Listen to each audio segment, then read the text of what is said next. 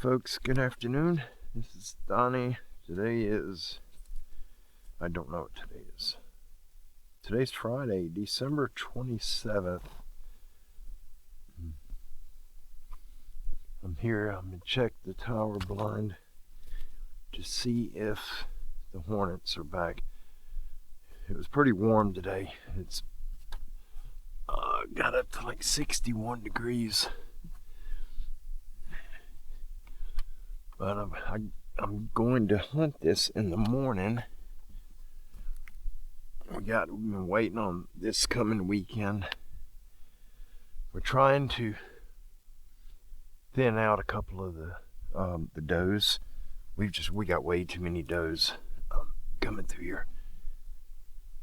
They're coming from the property, I believe. This next to us. Let me see. I don't see any. Heck yeah.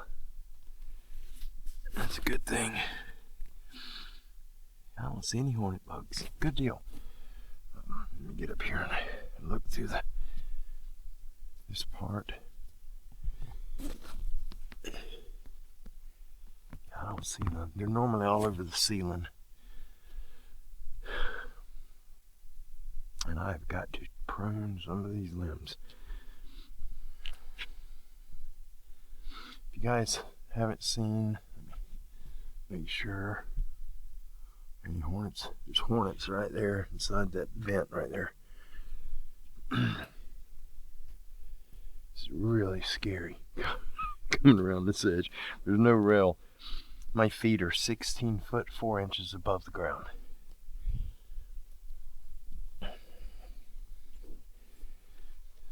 So it's definitely a lot higher than what you would think. I'm just checking the vent, see if there's any other hornets. Oh, I didn't know this window here was open. That'll be alright. This one's closed, but it's got one of the hooks on the outside. They're supposed to be on the inside. That's alright. And I can't see that vent.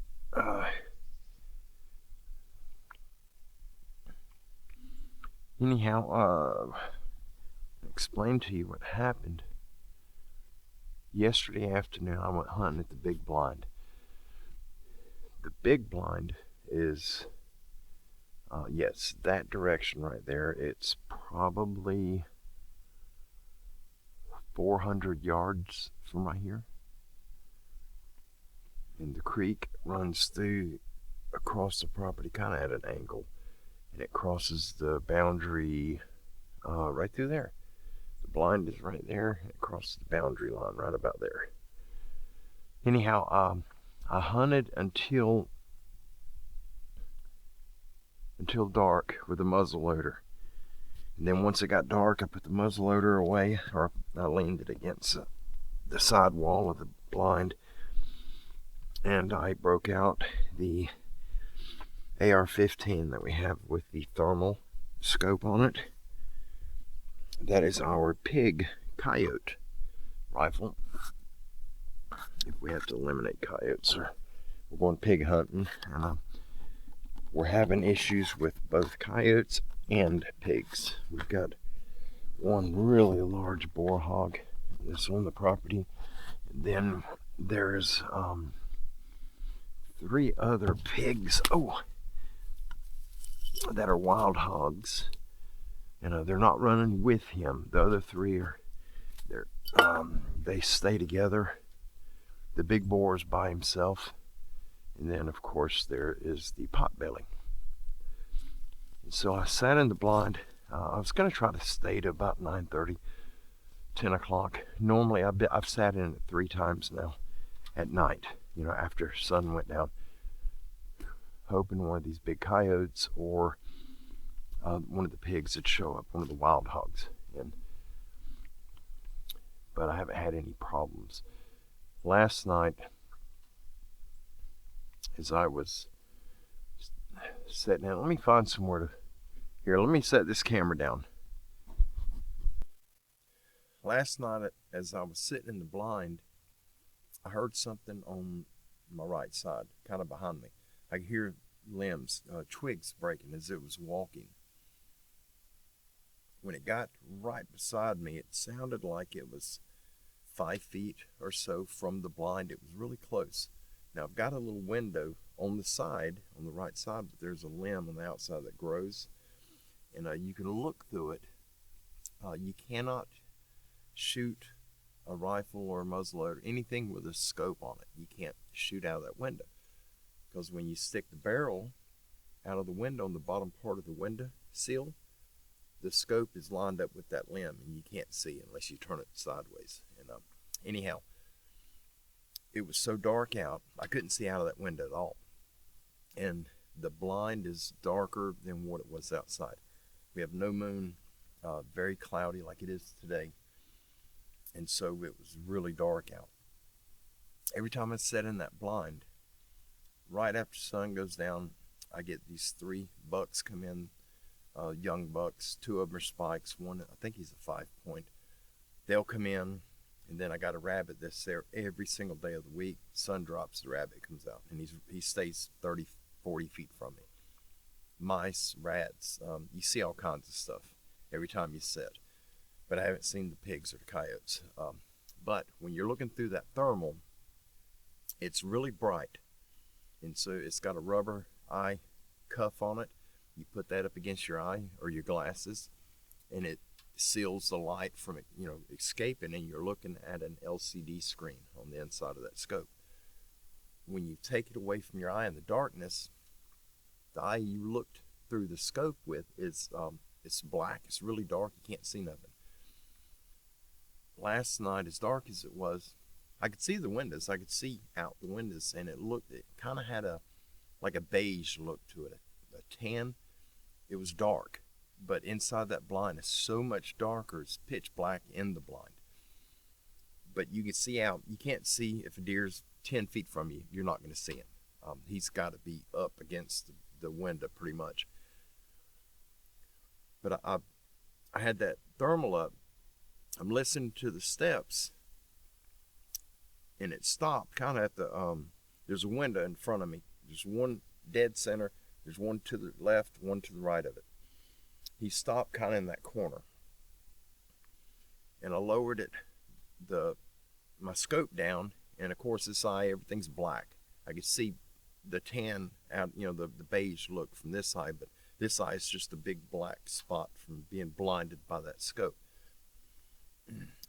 I was thinking about the way the steps sounded when he come walking up, and it did not sound like a deer to me. It didn't sound like a deer. It didn't sound like a pig. It didn't sound like any animal that I'm familiar with. I don't know what it was, but the longer I sat there thinking about it, the more nervous I got. I was not hearing any breathing. I wasn't feeling anything. I didn't smell anything. All it was I heard walking, and it stopped. I laid the AR-15. I got Kim's on the front right here, but they're short rifles. I laid it down across my thighs where I'm sitting in the chair and thinking about us. I'm just going to get out of here. And I leaned forward. I got a tripod set up with one of these little small action cameras mounted on top, and I leaned it against one of the front windows, so when I'm hunting during daylight, you can see the whole area. And if a deer comes in, I'll film him, even if I don't shoot. I love filming them. They're beautiful animals. Well, I pulled it back, and I was trying to find, I collapsed it, got the camera off, and I was trying to find the knob where I could disconnect the extension part the telescopic section of it from the legs. There's a little knob right there, and I was trying to find the knob, so I got it up in the dark. I can only see out of my left eye because I'm blind, scope blind on the right. And the 3 windows in front of me, something moved across them. It blacked the first one out, then the second one, then the third one. As it walked, it would black one out, and then when it blacked the next one out, the first one I could see again. It was like a human walked. That, if I got the clip, I don't know if I got it in the camera. I may have deleted it, but if I got the clip, I went over there earlier today and I filmed it and I showed that section. If I got it, I'll add it right here. When I was in this blind last night, I was sitting in that chair right there, and I didn't see anything, no deer at all, and that's probably why I haven't seen a deer. Somebody's coming out here farting around. But anyhow, something walked. You can see all this stuff right here. It didn't walk through this, I would have heard it, and it would have made a heck of a ruckus on the blind right there. It was back here, so at least 4 feet, but it blacked out these 3 windows. When it walked by, as it passed, it blacked each window out right there. And it walked over there somewhere over here. But anyhow, you can get about 5 feet from the front of that blind.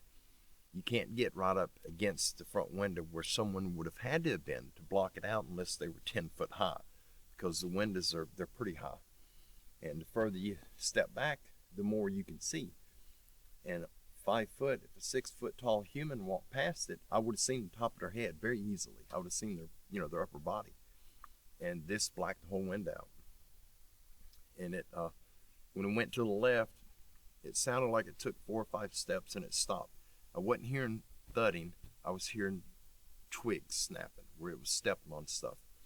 And when it started moving again, the sound that I was hearing lined up with the blacking out of the 3 windows. And anyhow, I got out of the blind, got my stuff together, and I stepped out of the back. I set my backpack out, got the 2 rifles out, and I stepped out, got the backpack on, trying to get it over because I got jackets on. It's getting hung up. I'm fighting with that, and then this thing came in from the right side when I'm sitting inside the blind. The same direction, I hear a limb snap, then another one. Something else is coming. This other thing is either behind me or back to my left. I don't know where it's at. I never laid eyes on it. But I finally got the backpack on. I shouldered the muzzle loader, and I carried the AR-15 in my arms because it's got a thermal. I scanned the area. It's really dense back there, and you can't see a whole lot unless something steps out where the leaves are thin. Then you can see it, but I didn't see anything. I walked out to the back road back there, and it paralleled me going out to the road, and it paralleled me coming down the road. And once I turned on this road, I heard it a couple of times, somewhere right up in here. The tower stand is right there. Somewhere right up in here, I heard a couple of twigs snap, and I had to walk. I didn't bring the 4-wheeler. I walked from the house, and I had to go all the way back, and my head was pounding. I was so stressed out, scared over whatever it was. I didn't see it. And these AR-15s, mine is a 30 caliber, both of ours. Let me grab this, I'll show you guys real quick.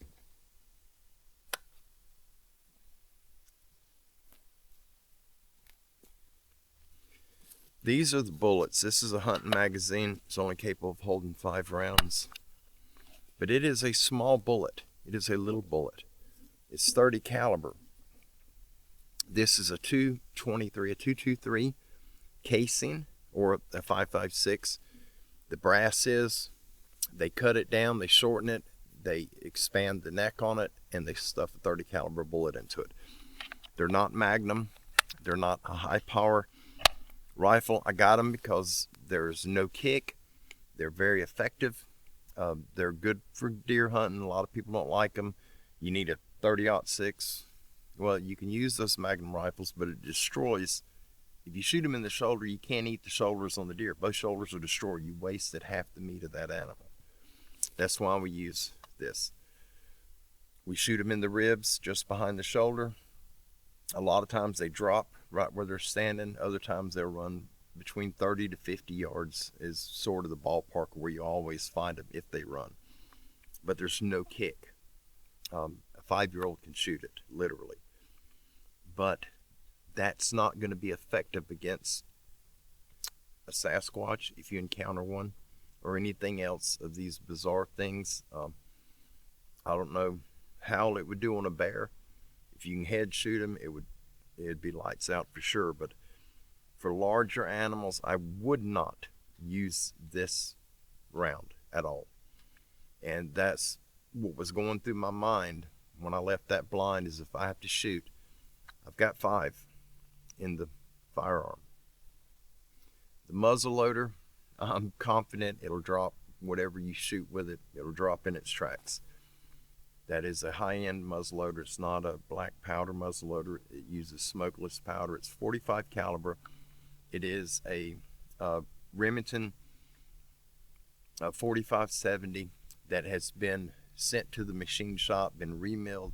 Shoots 45 caliber, a custom muzzleloader bullet that literally looks like this, the top part of that bullet, but it's 45 caliber, 275 grains, traveling at 3,000 feet per second. We've never had to blood trail a deer yet. I've shot probably a dozen or more deer with mine, a few pigs. Chris shot maybe a dozen and a half, 20 deer with his. We've never had to blood trail one. There's so much power coming out of that gun, but it's one shot. If you're being attacked by something, a large animal, a bear as an example, you better make the shot count, because you only got one. And then you gotta get into your pocket. I got a little box that's a little bigger than this. I've got 4 bullets, 4 primers, and 4 powder charges in it. So you'd have to take that out, open the bolt, and it is bolt action, remove the primer module, put your funnel in the top of the barrel, pour your powder in it, put your funnel in your powder vial back in your pocket, put your bullet in there, take the ramrod, push it all the way down until it seats, put the ramrod away, and then put your primer module in the bolt, close it and lock it, and you can shoot again. You can do it in less than a minute, but if you're ever attacked by anything, in a minute's time you could be completely dismembered. You don't have a minute. You don't have 10 seconds. It's like that. And you got to be ready to roll. Whatever was outside that blind was tall enough to block them windows out, which I would think 7 foot to 8 foot, somewhere up in there, would probably be the height that would have blacked the windows out if he walked in front of it at 5 feet from the blind. There's limbs and stuff we got propped up against the blind to camouflage it. They stick out about 5 feet. Some of them are about that size and diameter. So you can't walk up next to the blind. You can't get up on it. If you can get right up on it, a person my size could block them out when you walk in front of them. But this, being 5 feet away from it, there's no way possible for him to walk right there along the edge. So it was big, whatever it was. And I clearly seen it because I was holding that thing up. I was trying to use what little bit of light I could see through the windows. I was trying to use that to find that knob on that tripod where I could unscrew it and take it apart. And I was holding it up, and that's when I seen it black out the 3 windows as it walked past. And anyhow, I got home, my head was hurting me so bad. I was shaking, my stomach hurt. It was one of them times when you're so scared you can hear your own heartbeat in your ears. And I could hear my heartbeat from the minute it blacked out the windows to the minute I got home.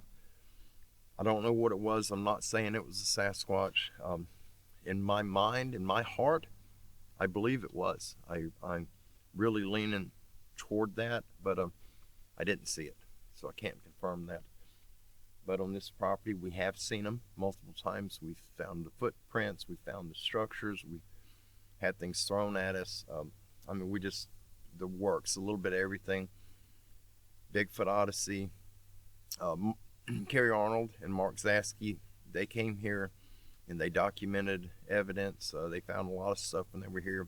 They had some experiences themselves. They're here. I don't want to be in a situation, that was right there, where I have to shoot one of them things. I don't want to end up doing that. Even if you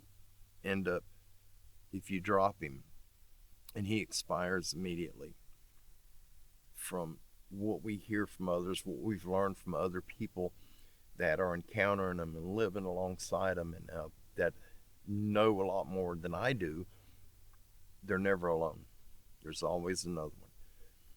You shoot one of them, just like in war, rifles were not designed to kill, they were designed to maim, to take someone out but not take their life. That way, if you got one guy that's injured, a bullet hole is a life-threatening injury. it takes 2 soldiers to carry 1 soldier off the field. So in essence, by shooting a less lethal cartridge, you've taken 3 people out of the battle. It's temporary until the other 2 can return, but at that moment, you've taken 3 out. With these Sasquatch, if there's 2 or 3 there, if you shoot one and hurt him, chances are the other 2 are going to run over and check on their buddy. But if you shoot one and you take him out instantly, me personally, I believe you've got a bad thing coming, and it's coming quick. When they realize their compadre is down and he ain't recovering from it, they're coming after you. I have to live here. I don't want to start that war with them. If things get to the point that something has to be done, I'm not forfeiting our home over any living creature. I'll come out here and set fire to this, and we'll burn everything down. They won't have nowhere to hide. But anyway, enough's enough. I'm sorry. I'm on a tangent, as always. But I'm going to get out of here. I'm going to try to get up through here if I can do it without tearing the rifle up. And we're going to go back to the house. Take this down. I marked the trail for Kim so she can find the tower easy in the dark, early morning. I'm going to go hunting in the morning. I got to leave to go to the doctor at 8:30, so I'm going to come here and do a morning hunt. We are this weekend, tomorrow and Sunday. Let me put this clip away, you guys. Hang on, this is going to be a little bit loud. Put it back on my clip. Sorry about that. Tomorrow and Sunday is our doe weekend. This is Kim's AR-15. It's got all the pink accents on it. Everything's in hot pink. Mine is in purple. Here's Kim's. But they're both the exact same firearm. The only difference, Kim has a long range rifle scope on hers, and I have a thermal on mine. Mine is our pig coyote gun. Hers is deer pig gun. Daytime. But that's why I got that with me. I got 5 rounds in it, and outside of that, everything I got is black powder. I got muzzle loaders, different types.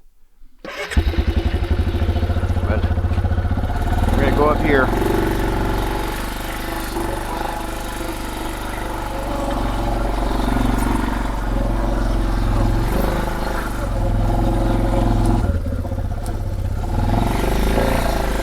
Oh, I'm not gonna make it through that. I don't know how I got through here last time. That ain't gonna work. Darn.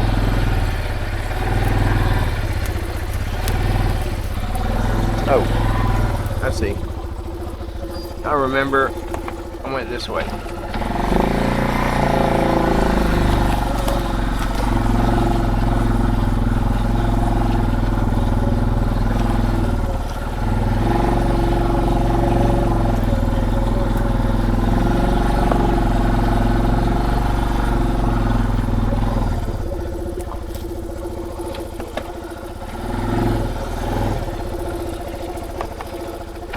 Trying to get out of here for the just want to get out of this area.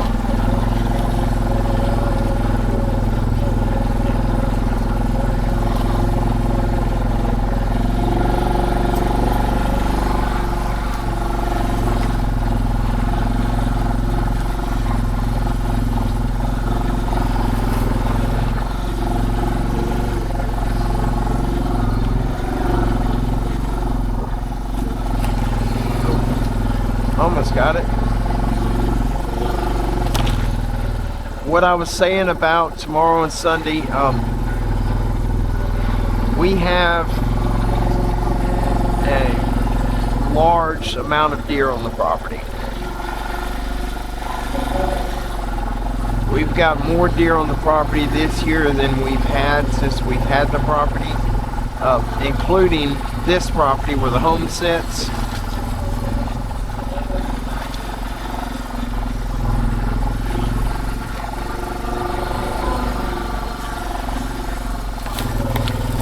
Ow!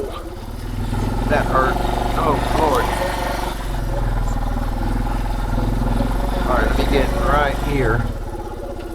Just a minute. I'll shut this off. I wanted to get out of that area. Tomorrow and Sunday is our doe weekend. We get one every year. And now some years we did not get a doe weekend because the numbers when the biologists for the Fish and Game Commission go out and do their census or population check of the deer, when the population is low or hunters the previous season have taken a large amount of deer, then they'll take away our doe weekend. And years ago we got a full week of doe that we could hunt does. Now for us, yes, we will shoot does, but we are extremely selective. Here at this tower, I've got a group of 7 does that come through. There's a group of 5, and then we got a group of 3. And then there's a bunch of, single ones that have one baby with them or a yearling with them. But there's probably 30 different does that cross the road in front of the tower stand. The group of 7, there's only one doe in it that we're looking to harvest. If we shoot at any of them, it will be her. So we have decided we've taken her off the list, our harvest list. So if that group comes in, we will not be shooting any of them. The group of 5 has 2 does. We watched them last year. They're still in the group this year. There's no new babies in the group. Last year there were 5 deer, no new babies. This year there's 5 deer, no new babies. Since there's no babies being produced by this group that we've seen in the last couple of years, then we're going to attempt to take one or both of the 2 largest, oldest does that are in that group. Now we're targeting specific deer. We're not shooting everything that we see, and I'm sure you guys have seen that by some of the footage I've posted of deer that I filmed when I was hunting. I don't shoot everything. If that were the case, then I would not be sitting where I'm at right now, halfway through hunting season, and I've only harvested 1 deer, and that was the doe that I harvested during archery season back in October. I have not gotten another deer. That's the only one that I've taken this whole year. And so I've been hunting when I have time. Here the last 2 weeks I've hunted quite a lot, and I've seen a lot of deer, but none of them are our target deer. I've seen 2 really nice bucks, beautiful bucks, big set of horns on their head, but they're not deer that we're looking to target. Both of them are young. I'm guessing around 2.5 years old, just by the body shape, the way that their appearance, the thin neck, the thin horns, the real thin belly on them, real skinny legs. That's a young deer, and we're not shooting young deer. We're looking for the old, mature deer that have already bred, that have spread their genetics. They got multiple babies in the area. That's the deer that we're targeting. And we've got a lot on our target list this year. We may have a dozen on it now, counting the does. But we got 2 groups of 3. One of them has a very large doe and 2 average-sized does. The other one has 3 large does. Now, with both of those groups, any of the does that we can get a sight on, that's what we're going for. But we got a ton of deer to shoot if we shoot whatever legal deer comes in, but we're not doing that. We're being very specific because we want to keep a good population of deer out here. When I'm gone and Kim's gone and Rosie has this, if things get bad, she can fall back to living off the land. Everything's here that she needs. We got fresh water in the creek, many spring heads up there. I will be working on getting us a swimming hole, so to speak, in the creek. I'm going to get a big area opened up as soon as we can get our hands on an excavator for a week or so. Probably take 4 or 5 days to do what I'm wanting to do. And then we're going to try to wire it off with some type of fencing where the water can pass, but the fish will stay in, and we're going to put something in it, tilapia or something that's edible. That's a long long range plants. But anyway, guys, you can hear the birds. The house is way back there. We're a long ways from the house, believe it or not. But the chickens, when I come back on the floor, the trail's back there. It comes from the house and it comes in back over here. The chickens follow me. I have to take off like I'm shooting out of Hades to get away from them, or they follow me all the way back in here. So now we got a rooster that's wild back here somewhere. You'll hear him in the morning time. I haven't seen him. I don't know where he's at, but you'll hear him back here crowing near the creek. And then we get these other birds. They'll come back here and be gone all day, and then they'll be back at the house at night. But that rooster is back here. The goat pen is about through there, I think, or over there. And I think that rooster's over there with the goats. And that's the guineas hollering. Anyway, folks, y'all have an amazing afternoon. I love you all. God bless you. Enjoy your New Year's Day. Be blessed in all you do. If I get a deer in the morning or tomorrow afternoon, I will film the hunt. I film everything that I do. I just don't share all that footage with you. But if I have a successful hunt, then I will most definitely share that with you, unless, if I'm successful, if there's a lot of blood, if there's anything that's going to disrespect the animal, I will not show you the animal. If I can't blur out the wound caused by the bullet, then I'm just not going to show it to you at all. I'm not going to disrespect one of God's creation. Folks, I love you all. God bless you, and I'll certainly see you soon. I'm going to get up to the house and relax for a bit. We'll see you down the road. Bye-bye.